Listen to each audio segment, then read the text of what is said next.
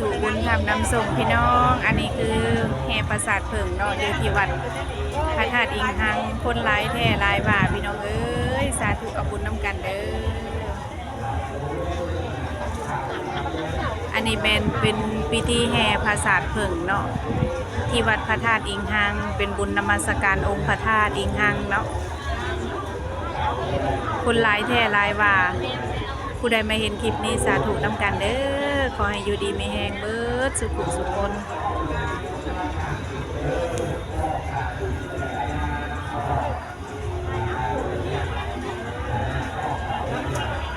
ให้เบิ่งบรรยากาศนะทุกคนคนหลายแห้งเขาได้มานั่งอยู่ทางหลังไปต่อบ่ได้เพราะว่าต้องจูงลูกน้อยนำจูงผู้สาวน้อยยันลุดมือยันลงกันเนาะสาธุสาธุเลย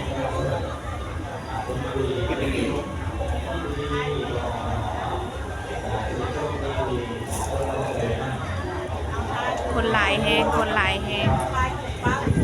เอาบรรยากาศบุญพระธาตุอิงหังมาฝากเนาะอันนี้เป็นพิธีแห่ปราสาทเผิงเนาะทุกคน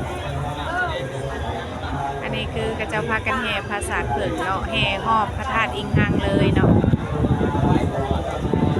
กบ3 หอบบ่หรือว่าแนวไหนเนาะแห่3 หอบบ่แม่นหรือว่าไหนโดยกระเจ้าไว้แห่3 หอบเนาะหอบพระธาตุอิงหัง